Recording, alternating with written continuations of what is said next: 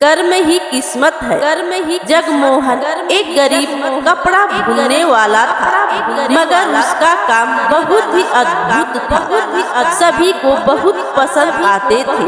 कपड़े बहुत जल्दी बिक जाते थे।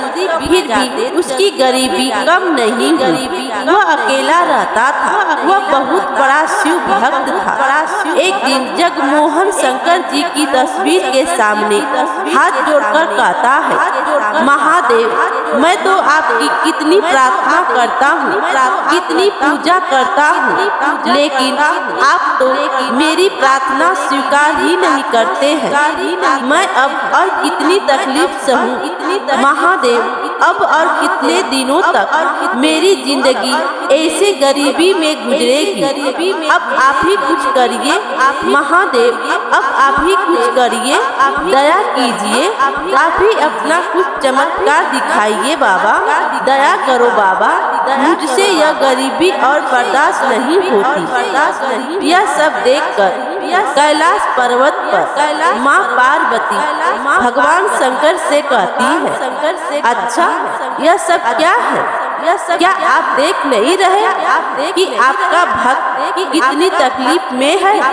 तो भगवान शंकर कहते हैं, आप किसकी बात कर रही हैं? फिर माँ पार्वती कहती है, किसकी बात कर रही हूँ? जगमोहन की बात कर रही हूँ। जगमोहन हर समय आपकी पूजा करता है। जगमोहन आपका परम भक्त है। फिर भगवान शंकर कहते हैं, मैं जानता हूँ। तो माँ पार्वती कहती है, अरे जानता हूँ का क्या मतलब? आपके इस तरह के परम भक्त के प्रति आप इतने ज्यादा कठोर क्यों हैं? आप तो अपने भक्तों के प्रति इतने कठोर नहीं होते हैं। कभी भी आपको उसके ऊपर दया नहीं आती है। इस तरह के गूढ़ी इंसान को देखकर मुझे भी दया आ रही है। तो शंकर भगवान कहते हैं, दया तो आती है। फिर माँ पार्वती कहती है, तो आप उसके लिए कुछ कीजिए ना प्रभु। फिर शंकर भगवान कहते हैं, क्या करूं? तो माँ पार्वती कहती है, क्या करूं मतलब? उसकी किस्मत बदल दीजिए ना। उसके पास ज्यादा पैसे रहेंगे तो वह सुख और शांति से रह पाएगा प्रभु। और ऐसी बात नहीं है प्रभु कि उसके पास कोई गुण ही ना हो।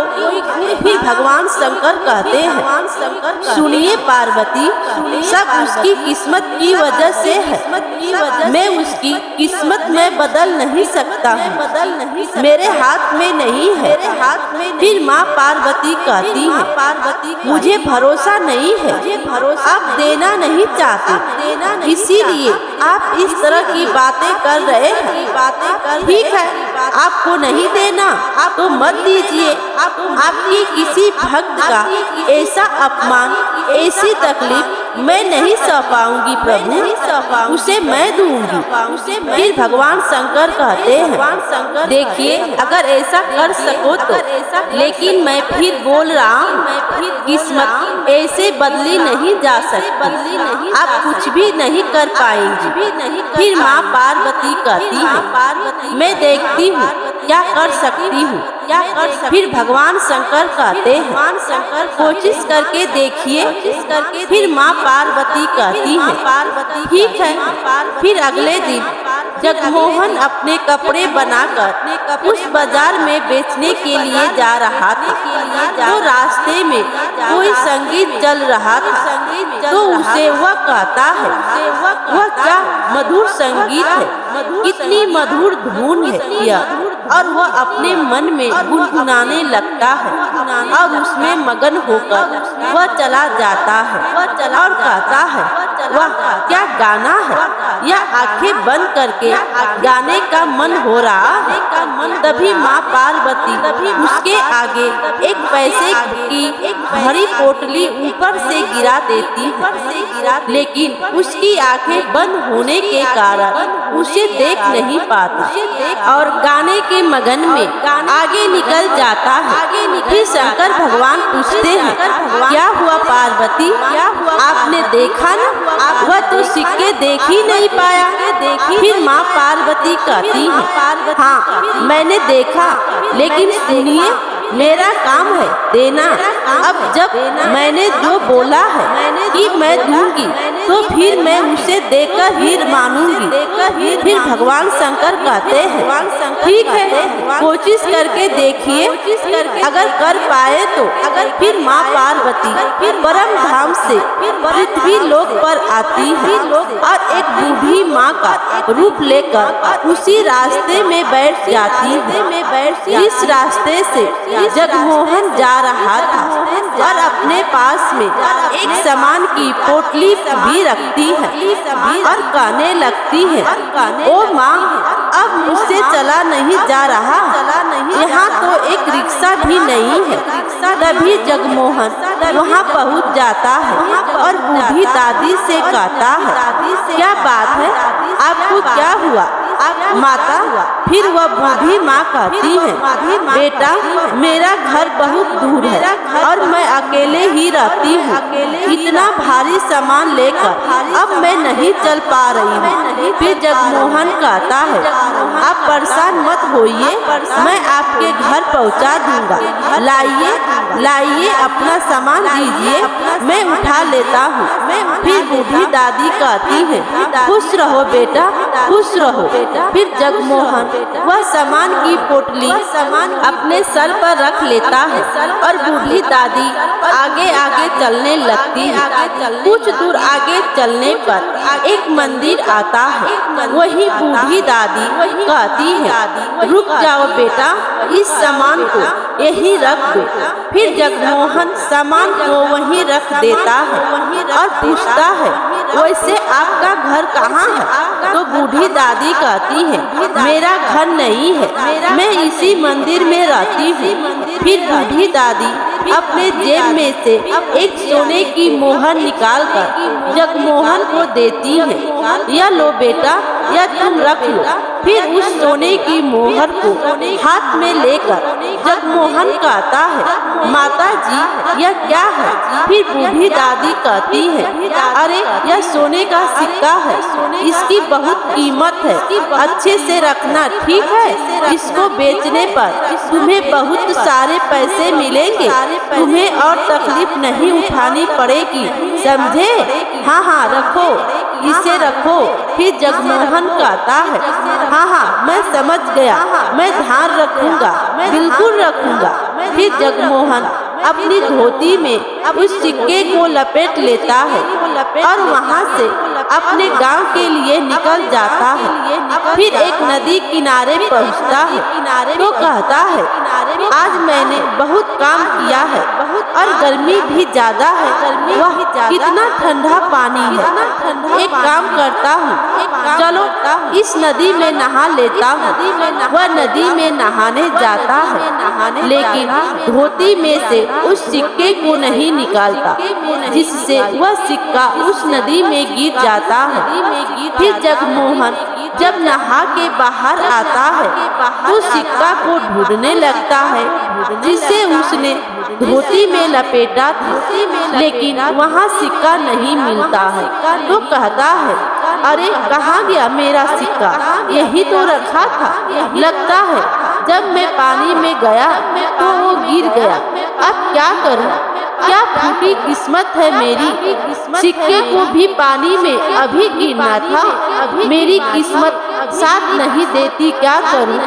फिर शंकर भगवान पार्वती जी से कहते हैं, क्यों देख लिया ना आपने, मैंने क्या बोला था आपको? तो माँ पार्वती कहती है, मैं उसे पैसे देकर ही रहूंगी। फिर शंकर भगवान कहते हैं, ठीक है दीजिए, फिर देखते हैं क्या होता है। फिर से माँ पार्वती इस बार एक औरत का रूप धारण करके पृथ्वी लोक पर जाती है और जगमोहन जाता रहता है तो उसे आवाज लगाती है, कैसे हो भैया, तो जगमोहन पीछे मुड़कर देखता है तो एक औरत होती है। तो जगमोहन कहता है, आप कौन हो बहन? मैंने आपको पहचाना नहीं। तो माँ पार्वती कहती है, मैं अर्चना हूँ, लेकिन मैं आपको पहचानती हूँ। आप जगमोहन है ना? तो जगमोहन कहता है, हाँ बहन, लेकिन आपको कैसे पता? फिर अर्चना कहती है, आप मुझे नहीं पहचानोगे भाई। आपने मुझे एक बनारसी साड़ी बनाकर दी थी ना? तो जगमोहन कहता है, लेकिन मुझे तो याद ही नहीं आ रहा यह मैंने कब किया। फिर अर्चना कहती है, लेकिन मैं आपको नहीं भूली हूँ भाई, मेरे पति बहुत अच्छे हैं। उन्होंने मुझसे कहा है कि उस साड़ी की कीमत मैं आपको दूं। यह लीजिए पैसे।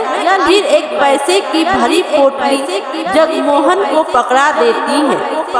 फिर जगमोहन कहता है, बहन, इसमें तो बहुत सारे पैसे हैं, बनारसी साड़ी के इतने पैसे नहीं होते हैं। तो अर्चना कहती है, पसंदीदार सामान की कीमत नहीं देखी जाती है, इसे रखिए।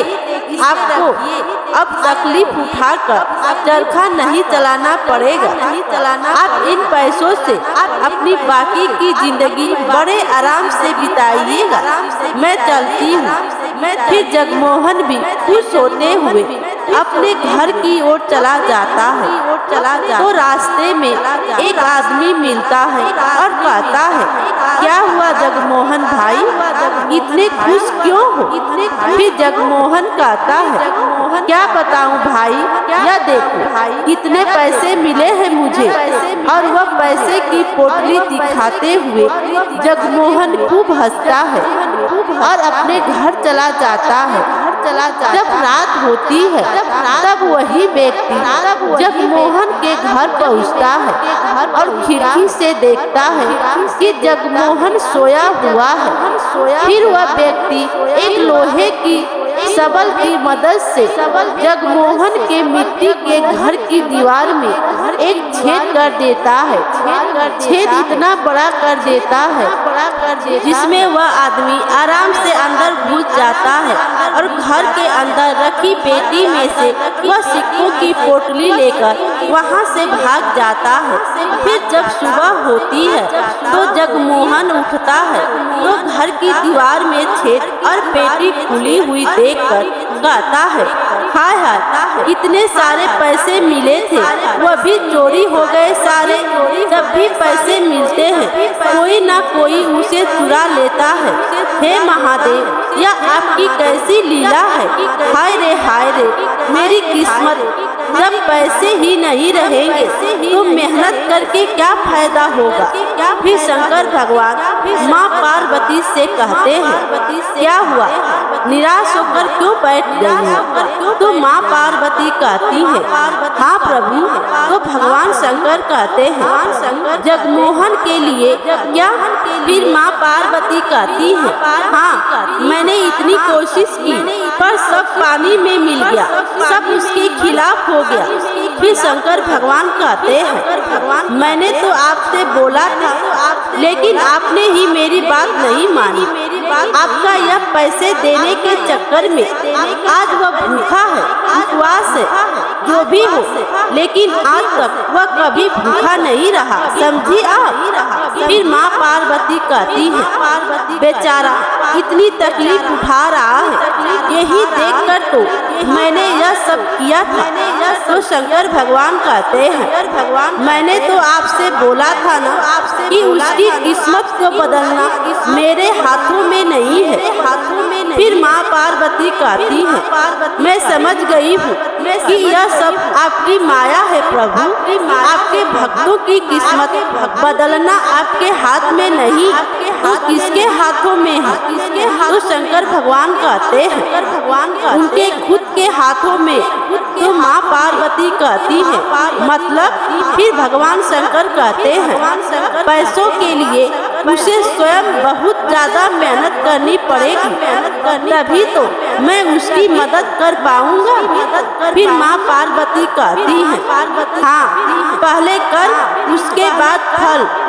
फिर इस बार माँ पार्वती फिर से अर्चना का रूप लेकर जगमोहन के घर जाती है।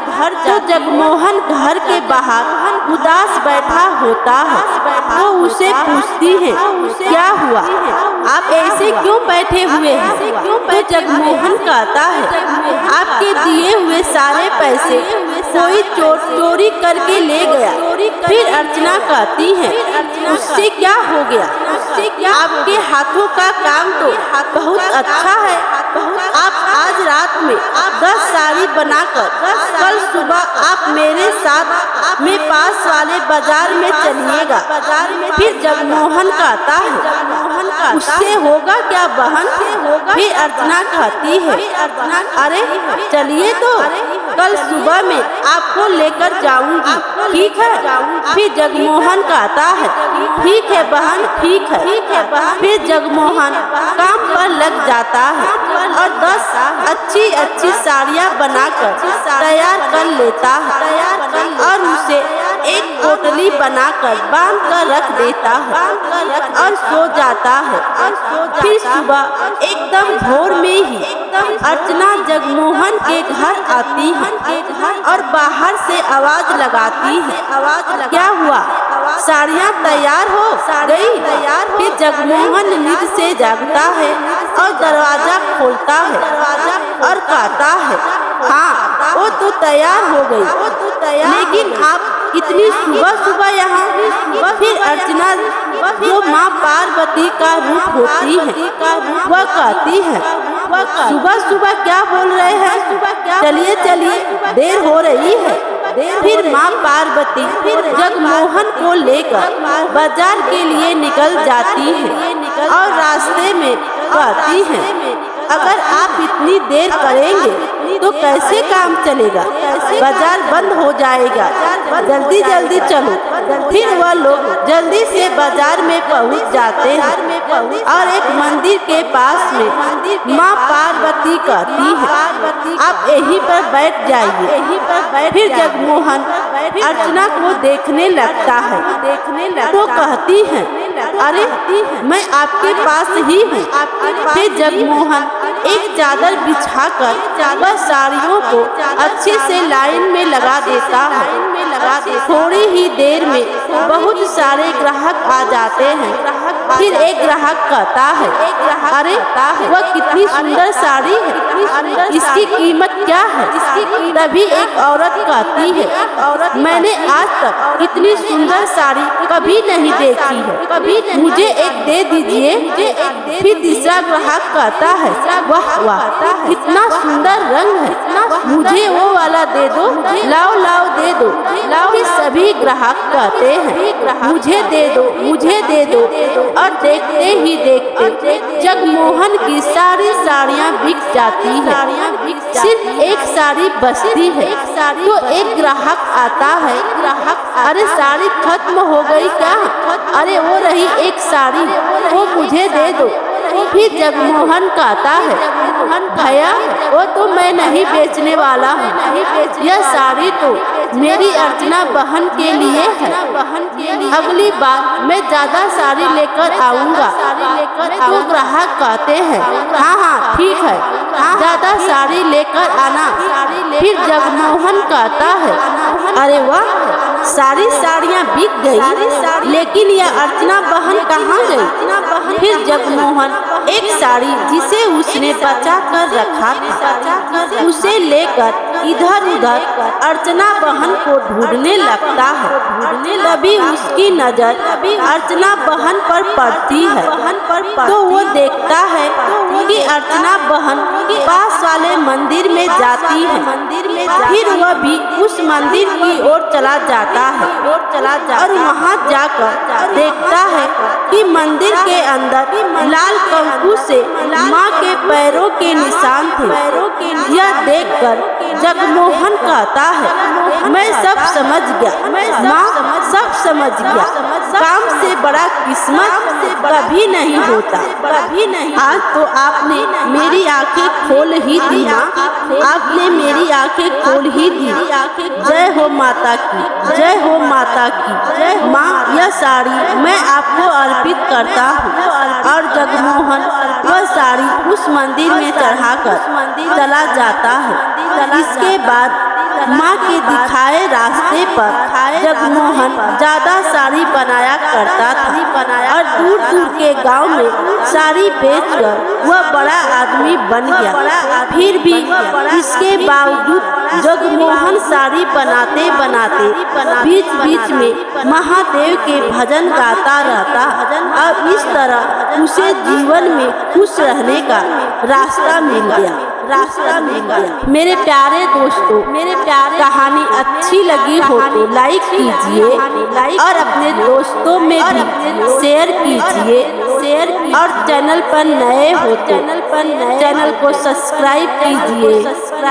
Thank you, thank you, thank you, thank you.